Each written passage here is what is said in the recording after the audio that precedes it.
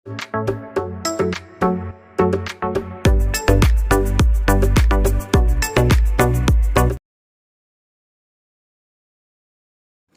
Morning, ഏവർക്കും study Nifty മലയാളത്തിന്റെ daily market ന്യൂസിലേക്ക് സ്വാഗതം. ഇന്ന് മാർച്ച് 11 ബുധനാഴ്ചയാണ്. ഇന്നലത്തെ ഏറ്റവും ഹൈലൈറ്റ് ആയിട്ടുള്ള ഒന്ന് രണ്ട് വാർത്തകൾ പറയുകയാണെങ്കിൽ, ക്രൂഡ് ഓയിൽ $100 താഴെ എത്തി. വലിയ ഇടിവാണ് ക്രൂഡ് ഓയിൽ ഉണ്ടായത്. ഇന്നലെ ബ്രന്റ് ഫ്യൂച്ചേഴ്സ് ക്ലോസ് ചെയ്യുന്നത് $86 ആയിരുന്നു. ഇന്ത്യൻ വിപണിയിലേക്ക് വന്നാൽ ഒരു റിക്കവറി നമുക്ക് ഇന്നലെ കാണാൻ കഴിഞ്ഞു. India Vicks 19% ഇടിയുകയുണ്ടായി. ഇന്നലെ വിപണി നേട്ടത്തിൽ ക്ലോസ് ചെയ്തെങ്കിലും ധാരാളം ആശങ്കപ്പെടുത്തുന്ന വാർത്തകളാണ് ഇപ്പോൾ പുറത്തു വന്നുകൊണ്ടിരിക്കുന്നത്. പാചകവാതകത്തിന്റെ ക്ഷാമം രൂക്ഷമായിക്കൊണ്ടിരിക്കുന്നു. വാണിജ്യ സിലിണ്ടറുകളുടെ ബോട്ടിലിംഗ് നിർത്തുകയും വിതരണം പൂർണ്ണമായും നിർത്തിവെക്കുകയും ചെയ്തതോടെ ഇന്നു മുതൽ കൂടുതൽ ഹോട്ടലുകൾ അടയ്ക്കാനുള്ള സാധ്യതയാണ് കേരളത്തിലുള്ളത്. US പ്രസിഡന്റ് ഡൊണാൾഡ് ട്രംപ് യുദ്ധം ഉടൻ അവസാനിക്കുമെന്ന് പറഞ്ഞതോടെ എണ്ണ വിതരണത്തിൽ വലിയ തടസ്സം ഉണ്ടാകില്ലെന്ന പ്രതീക്ഷ കാരണമാണ് ഓയിൽ പ്രൈസുകൾ ഇന്നലെ 10% മുകളിൽ ഇടിഞ്ഞത്.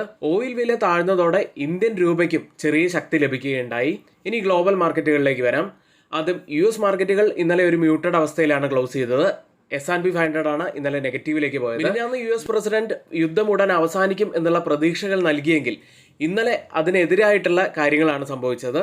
ഇറാൻ സ്ട്രെയിറ്റ് ഓഫ് ഹാർമൂസിൽ മൈനുകൾ സ്ഥാപിക്കുമെന്നുള്ള റിപ്പോർട്ടുകൾ മാർക്കറ്റിനെ ആശങ്കപ്പെടുത്തി. അതായത് ഈ കപ്പൽ പോകുന്ന വഴികളിൽ വെള്ളത്തിനടിയിലായിട്ട് ബോംബുകൾ വെക്കും എന്നാണ് ഇറാൻ ഭീഷണിപ്പെടുത്തിയത്. ഇതിന് മറുപടിയായി ഡൊണാൾഡ് ട്രംപ് ശക്തമായിട്ടുള്ള പ്രതികാര ഭീഷണി മുന്നറിയിപ്പും നൽകിയിട്ടുണ്ട്. US ലിസ്റ്റ് ചെയ്ത ഇന്ത്യൻ കമ്പനികളുടെ പ്രകടനം നോക്കാം.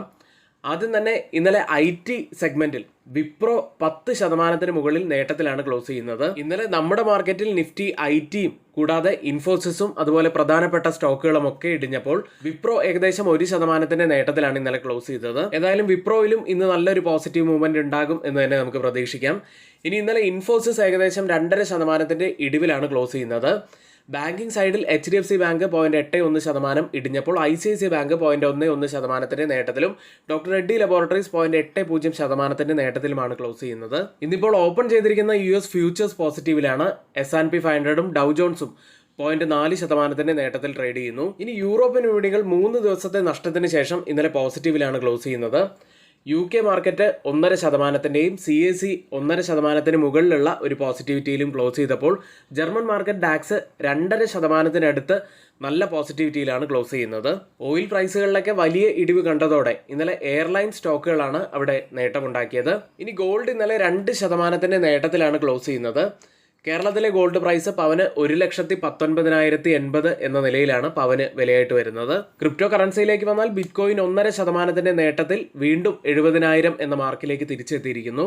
ഓയിൽ പ്രൈസുകളിൽ ഒരു ഇടിവ് കണ്ടതും യുദ്ധത്തിൽ ഒരു അയവുണ്ടായി എന്നുള്ള പ്രതീക്ഷകളും കാരണം ഇന്നിപ്പോൾ ഓപ്പൺ ചെയ്തിരിക്കുന്ന ജപ്പാൻ മാർക്കറ്റ് നിക്കി 2% മുകളിലുള്ള നേട്ടത്തിലാണ് ട്രേഡ് ചെയ്യുന്നത്. KOSPI market 3% നേട്ടത്തിലും. ഇപ്പോൾ സമയം 7 മണിയാണ്. ഗിഫ്റ്റ് നിഫ്റ്റി ഇപ്പോൾ ട്രേഡ് ചെയ്യുന്നത് 24,330 എന്ന നിലയിലാണ്. 33 പോയിന്റ്സ് ഇടിഞ്ഞാണ് ഗിഫ്റ്റ് നിഫ്റ്റി ട്രേഡ് ചെയ്യുന്നത്. അതായത് ഇന്ന് നമ്മുടെ വിപണിയിൽ ഏകദേശം 60 പോയിന്റ്സിൻ്റെ ഒക്കെ ഒരു ഗ്യാപ് ഡൗൺ ഓപ്പണിങ്ങിനാണ് സാധ്യതയുള്ളത്. ഏഷ്യൻ വിപണികൾ പോസിറ്റീവിൽ നിൽക്കുന്ന ഈ ഒരു സമയത്ത് ഗിഫ്റ്റ് നിഫ്റ്റി നെഗറ്റീവ് സൂചിപ്പിക്കുന്നത് ഇന്ന് നമ്മുടെ മാർക്കറ്റ് ഒരു നെഗറ്റീവിലേക്ക് പോകാനുള്ള സാധ്യതയാണോ കാണിക്കുന്നത് എന്ന് നമ്മളൊന്ന് ആലോചിക്കേണ്ടതുണ്ട്. ഇനി ഇന്നത്തെ ചോദ്യമായിട്ട് പറയാനുള്ളത്, മാർക്കറ്റിൽ ഇപ്പോഴൊരു തിരിച്ചുവരവാണ് ഒരുവിധം എല്ലാ ഗ്ലോബൽ മാർക്കറ്റുകളിലും ഒക്കെ കാണാൻ കഴിയുന്നത്. അതായത് യുദ്ധം അവസാനിച്ചു എന്ന് നിങ്ങൾ കരുതുന്നുണ്ടോ? ഇപ്പോഴത്തെ ഈ പ്രശ്നങ്ങൾ തീർന്നു എന്ന് നമ്മൾ കരുതുന്നുണ്ടോ എന്നതാണ് ഇന്നത്തെ ചോദ്യം.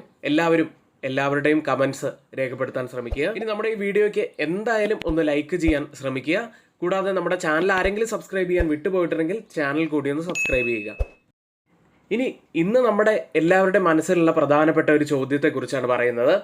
ഇറാൻ യുദ്ധം ഇന്ത്യയെ എത്തരത്തിലാണ് ബാധിക്കുന്നത് എന്നതാണ്. ഇറാനുമായി ബന്ധപ്പെട്ട് പശ്ചിമേഷ്യൻ യുദ്ധം ശക്തമാവുകയും ഹോർമുസ് കടലെടുപ്പ്, അതായത് സ്ട്രെയിറ്റ് ഓഫ് ഹാർമൂസ് വഴി കപ്പൽ ഗതാഗതം തടസ്സപ്പെടുകയും ചെയ്തതോടെ ഇന്ത്യയുടെ സമ്പദ് വ്യവസ്ഥയിലും വിവിധ വ്യവസായങ്ങളിലും വലിയ ആഘാതമാണ് കാണാൻ കഴിയുന്നത്. ലോകത്തിലെ വലിയൊരു വിഹിതം ക്രൂഡ് ഓയിലും ഗ്യാസും ഈ വഴിയാണ് കടന്നുപോയിക്കൊണ്ടിരിക്കുന്നത്. ഇത്തരത്തിൽ വലിയൊരു തടസ്സം നേരിട്ടതോടുകൂടി ഗ്യാസിന്റെ വിലയൊക്കെ കഴിഞ്ഞ ശനിയാഴ്ച വലിയ രീതിയിൽ ഉയർന്നത് നമ്മൾ പറഞ്ഞിരുന്ന ഒരു കാര്യമാണ്. ഇനി ഇപ്പോഴത്തെ ഈ പ്രശ്നങ്ങൾ കാരണം ഏതൊക്കെ സെക്ടറുകളാണ് കൂടുതൽ സമ്മർദ്ദം നേരിടുന്നത് എന്ന് നോക്കാം. കെമിക്കൽ ആൻഡ് ടെക്സ്റ്റൈൽ വ്യവസായങ്ങൾക്ക് വലിയ ചെലവാണ് വരുന്നത്. നാച്ചുറൽ ഗ്യാസ് ലഭ്യതയിൽ ഏകദേശം 40% കുറവാണ് ഇപ്പോൾ വന്നിരിക്കുന്നത്.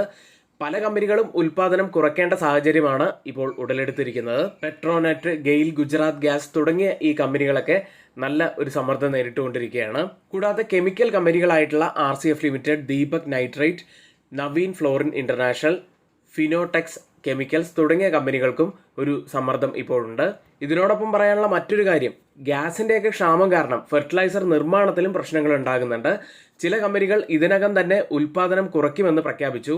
ഇതും ആ മേഖലയിലുള്ള കമ്പനികളെ സംബന്ധിച്ച് ഒരു മാർജിൻ പ്രഷർ ഉണ്ടാക്കാനുള്ള സാധ്യതയുണ്ട്.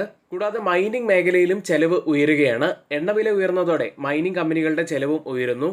ഇനി ഗുണം ലഭിക്കാൻ സാധ്യതയുള്ള ഒരു മേഖല കൂടി ഇവിടെ എടുത്തു പറയാനുള്ളത്, യുദ്ധം കാരണം അമോണിയം, സ്റ്റീൽ പോലുള്ള മെറ്റൽ വിലകൾ ഉയരാൻ സാധ്യതയുണ്ടെന്ന് റിപ്പോർട്ടുകൾ പറയുന്നു. ഇത് ടാറ്റ സ്റ്റീൽ, വേദാന്ത തുടങ്ങിയ കമ്പനികൾക്ക് പോസിറ്റീവ് ആവാൻ സാധ്യതയുണ്ട്.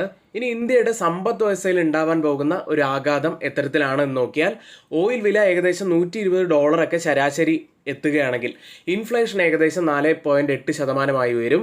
GDP വളർച്ച 7% നിന്ന് 6.2% ഒരുപക്ഷെ കുറഞ്ഞേക്കാം. ഒരു ചോദ്യം ചോദിക്കട്ടെ, ട്രേഡിംഗ് ഒരു കരിയർ ആക്കാൻ ആഗ്രഹിക്കുന്നുണ്ടോ നിങ്ങൾ? പക്ഷേ ഒരുപാട് സ്ഥലങ്ങളിൽ നിന്നും പരിമിതമായ അറിവ് കൊണ്ട്, സോഷ്യൽ മീഡിയ ടിപ്പുകൾ കൊണ്ടും ശരിയായ റിസ്ക് മാനേജ്മെന്റ് ഇല്ലാത്തതും കൊണ്ട് നഷ്ടം സംഭവിക്കുന്നുണ്ടോ? ഇപ്പോഴിതാ സ്റ്റഡി നിഫ്റ്റി മലയാളം ബിഗിനേഴ്സിനായി ബേസിക് മുതൽ അഡ്വാൻസ്ഡ് വരെയുള്ള കോഴ്സ് ഏതാനും ദിവസങ്ങൾക്കകം ആരംഭിക്കാൻ പോവുകയാണ്. NISM equity derivative and research അനലിസ്റ്റിന്റെ ക്ലാസ്സുകളാണ് ഉണ്ടായിരിക്കുക. 10,000 രൂപയാണ് ഫീസായിട്ട് വരുന്നത്.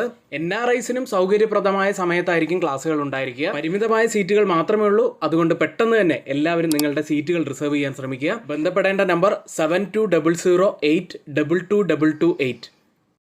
ഇന്നത്തെ പ്രധാനപ്പെട്ട കുറച്ച് വാർത്തകളിലേക്ക്. ആദ്യം ഇന്റർഗ്ലോബ് ഏവിയേഷനാണ് ഇന്ന് ഫോക്കസിൽ വരാൻ പോകുന്ന മറ്റൊരു സ്റ്റോക്ക്. ചീഫ് എക്സിക്യൂട്ടീവ് ഓഫീസർ ആയിട്ടുള്ള പീറ്റർ എൽബേഴ്സ് തൽസ്ഥാനത്ത് നിന്നും രാജിവെച്ചിരിക്കുന്നു. കമ്പനിയെ സംബന്ധിച്ച് നെഗറ്റീവായിട്ടുള്ള ഒരു വാർത്തയാണ്. മറ്റൊരു പോസിറ്റീവായിട്ടുള്ള വാർത്തയുള്ളത് ഇൻഫോസിസിനെ സംബന്ധിച്ചതാണ്. Aerospace defence supply chain company ഇൻകോറയുമായി ചേർന്ന് AI ഉപയോഗിച്ച് അവരുടെ ഗ്ലോബൽ സപ്ലൈ ചെയിൻ മെച്ചപ്പെടുത്താൻ ദീർഘകാല സഹകരണം കമ്പനി ആരംഭിച്ചു. അടുത്ത വാരി റിന്യൂവബിൾ ടെക്നോളജീസ് എന്ന കമ്പനിയാണ്. വാരി energy technologies 300 megawatt solar plant നിർമ്മിക്കാൻ EPC കോൺട്രാക്ട് ലഭിച്ചു. പദ്ധതി ഫിനാൻഷ്യൽ ഇയർ 2027-28 പൂർത്തീകരിക്കും. അടുത്ത് അരവിന്ദ് സ്മാർട്ട് സ്പേസസ് എന്ന കമ്പനിയാണ്.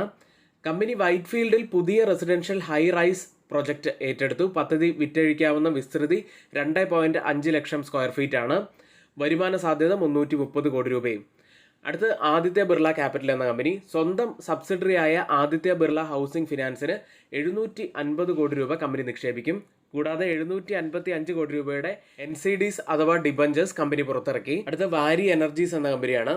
വാരി എനർജീസ് അമേരിക്കയിലെ യുണൈറ്റഡ് സോളാർ ഹോൾഡിംഗ്സിൽ $30 മില്യൺ കമ്പനി നിക്ഷേപിക്കും എന്ന് പറഞ്ഞിട്ടുണ്ട്. അടുത്ത സെൻട്രൽ ബാങ്ക് എന്ന കമ്പനിയാണ്. Central Bank of India Capri Global ക്യാപിറ്റലുമായി കോ ലെൻഡിംഗ് പാർട്ട്ണർഷിപ്പ് വീണ്ടും ആരംഭിച്ചു. അടുത്ത് HG ഇൻഫ്ര എഞ്ചിനീയറിംഗ് എന്ന കമ്പനിയാണ്. കമ്പനി 401 കോടി രൂപ വിലയുള്ള റെയിൽവേ ഇൻഫ്ര വർക്ക് ഓർഡർ കമ്പനിക്ക് ലഭിച്ചിരിക്കുന്നു. ഇനി ഇന്ന് F&O സെഗ്മെന്റിൽ ബാനായ സ്റ്റോക്കുകൾ സെയിൽ, സമ്മൻ ക്യാപിറ്റൽ തുടങ്ങിയവയാണ്. ഇനി FIDA ആക്ടിവിറ്റിയിലേക്ക്. ഇന്നലെ FI സെല് ചെയ്ത് 4673 കോടി രൂപയ്ക്കാണ്. DIS 6333 കോടി രൂപയ്ക്ക് ക്യാഷ് മാർക്കറ്റിൽ ബൈ ചെയ്തു. ഇനി ഇന്നലെ ഏറ്റവും കൂടുതൽ ഫോക്കസിൽ ഉണ്ടായിരുന്നത് ഇന്ത്യ വിക്സ് ആയിരുന്നു. 18.91 എന്ന നിലയിൽ 19% ഇടിവിലാണ് ഇന്നലെ ക്ലോസ് ചെയ്യുന്നത്. ഇത് ബുൾസിന് ഒരു കംഫർട്ടബിൾ പൊസിഷൻ ഉണ്ടാക്കി കൊടുത്തു. 24,262-ൽ 234 പോയിന്റ്സ് ഉയർന്നാണ് നിഫ്റ്റി ഇന്നലെ ക്ലോസ് ചെയ്യുന്നത്. ഓയിൽ പ്രൈസുകളിൽ ഷാർപ്പായിട്ടുള്ള ഒരു ഇടിവ് കണ്ടത് തന്നെയാണ് ഇന്നലെ ഇന്ത്യൻ വിപണികൾ നേട്ടത്തിൽ ക്ലോസ് ചെയ്യാൻ കാരണമായത്. ഇന്നലത്തെ പ്രീ മാർക്കറ്റ് വീഡിയോയിൽ നമ്മൾ കൃത്യമായി പറഞ്ഞ മറ്റൊരു കാര്യമുണ്ടായിരുന്നു. അപ്സൈഡിലെ ഈ ഒരു റെസിസ്റ്റന്റ് ട്രെൻഡ് ലൈൻ വളരെ പ്രധാനപ്പെട്ടതാണ്. 3 തവണയും ടച്ച് ചെയ്തതിന് ശേഷം ഒരു ബൗൺസ് ബാക്ക് കിട്ടിയ ഒരു സ്ഥലമാണ്. ഇത്തവണ ഈ ഒരു റെസിസ്റ്റന്റ് ട്രെൻഡ് ലൈനിൽ ടച്ച് ചെയ്തതിന് ശേഷം അവിടെ തന്നെയാണ് ക്ലോസിംഗ് വെച്ചിരിക്കുന്നത്. ഇനി ഇന്നലത്തെ ഹൈക്ക് മുകളിലായിട്ട് ഒരു ക്ലോസിംഗ് വെക്കുമോ എന്ന് തന്നെയാണ് നമ്മൾ നോക്കേണ്ടത്. ഡൗൺ സൈഡിൽ പ്രധാനപ്പെട്ടത് ഈ ഒരു സപ്പോർട്ട് സോണും കൂടാതെ തിങ്കളാഴ്ചത്തെ ലോ ആയിട്ടുള്ള ലെവലുമാണ്. ഏതായാലും ഇന്നലത്തെ ഹൈക്ക് മുകളിലായിട്ട് വീണ്ടും ഒരു ഡെയിലി അല്ലെങ്കിൽ ഈ വരുന്ന ആഴ്ചയിൽ ഒരു വീക്ക്ലി ക്ലോസിംഗ് ഒക്കെ വെക്കുകയാണെങ്കിൽ അത് നല്ല പോസിറ്റീവ് ആയിട്ടുള്ള ഒരു ഫാക്ടറായിട്ട് തന്നെ നമുക്ക് കാണാൻ കഴിയും. ഇന്നലത്തെ ക്യാൻഡിൽ നോക്കുകയാണെങ്കിൽ ഒരു ലോങ് ലോവർ വിക്കോട് കൂടിയുള്ള ഒരു ബിയറിഷ് ക്യാൻഡിൽ തന്നെയാണ്, അല്ലെങ്കിൽ ഒരു ഡോജി ക്യാൻഡിലാണ് ഇന്നലെ നിഫ്റ്റിയിൽ ഫോം ആയിരിക്കുന്നത്. പക്ഷേ ലോവർ ലെവലിൽ നല്ലൊരു ബൈയിങ് ഇൻട്രസ്റ്റ് കാണിക്കുന്ന ഒരു ക്യാൻഡിൽ കൂടിയായിരുന്നു ഇത്.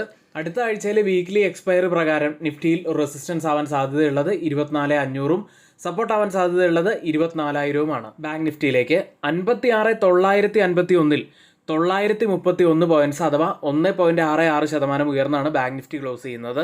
ബാങ്ക് നിഫ്റ്റിയിലും പ്രധാനപ്പെട്ട ഒരു റെസിസ്റ്റൻസ് ലെവലിലാണ് ക്ലോസ് ചെയ്തിരിക്കുന്നത്. നിഫ്റ്റിയുമായി കമ്പയർ ചെയ്യുമ്പോൾ ബാങ്ക് നിഫ്റ്റിയിലും ഏറെക്കുറെ ഒരു സിമിലർ ആയിട്ടുള്ള ക്യാൻഡിൽ ഫോർമേഷൻ തന്നെയാണ് ഫോം ആയിരിക്കുന്നത്.